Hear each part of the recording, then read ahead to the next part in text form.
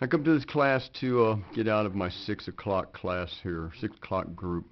Yeah, I'd heard a lot of other people talk about that had come through the program. You know, when I first come in, and actually I used to make fun of all of them. You know, and when I come in here, it's basically just get that little piece of paper in my parole jacket. You know, to make things look a little better when it come time for me to get out. At the beginning of the class, it was said, hey, you're going to make a plan for your life. And that was like blunt force trauma to my senses. That heart wound that they talk about so well in this class, oh, believe me, I felt the pain.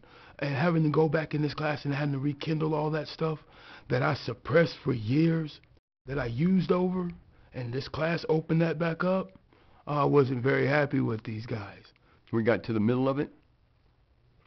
I think that was the Genesis part, and then right after the Genesis part, it went straight into full-fledged religion. And I believe I told you all that I should have checked the middle of the book first. I've never stuck with anything in my whole life.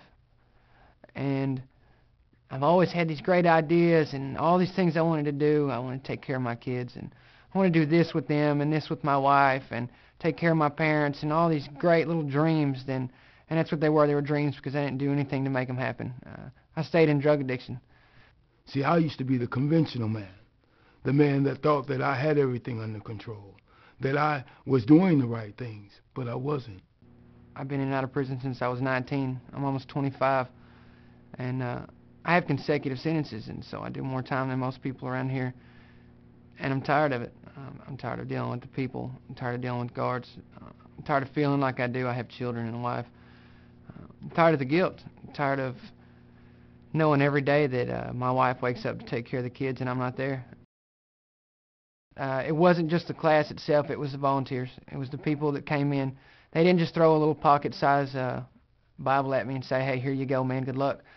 They came and they gave me an incredibly nice Bible, a study Bible, and they sat down and in the classes and they worked in depth with me, and then they came outside of the class when they didn't have to. You know, once you get incarcerated, a lot of people just give up on you, but these guys didn't give up on us. You know, they showed a lot of interest in us, and I truly respect and love them for that. You couldn't ask for a better bunch of guys. I mean, like I say, they brought me a Bible, a real beautiful Bible, and they've spent time with us one-on-one. I mean, if you got some people that are going to get up at 5 o'clock in the morning, take time away from their families and their lives, you know, and come in and give it to some total strangers, people that they've never even met before, don't know nothing about them. You know, these guys come in and share their lives with us. I mean, they don't know us just like we don't know them, you know, and they were willing to come in and be open and honest with us, you know, and tell us how this has worked for them and things that have helped them out, you know, through going through ministry. I mean, it's, you know, that's a great sacrifice for somebody just to come in and say, hey, we're here for you.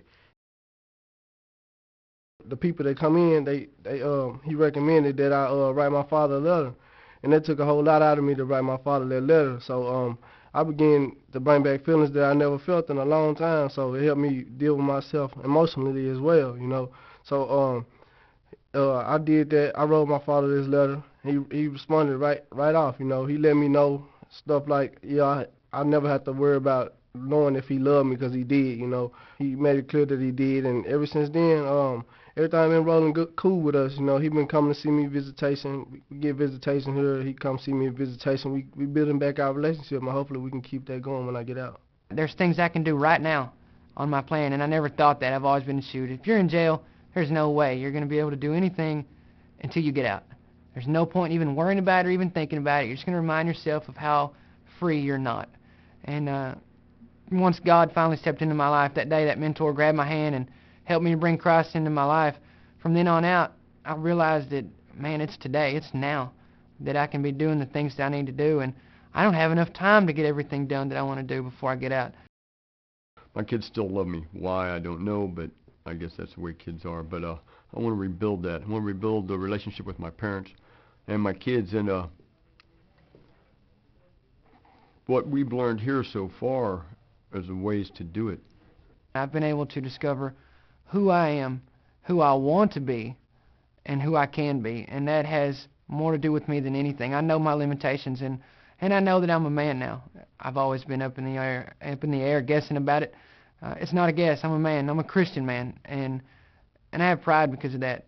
I'm always going to fall short of the glory of God, always. But I pray to him and I ask for forgiveness.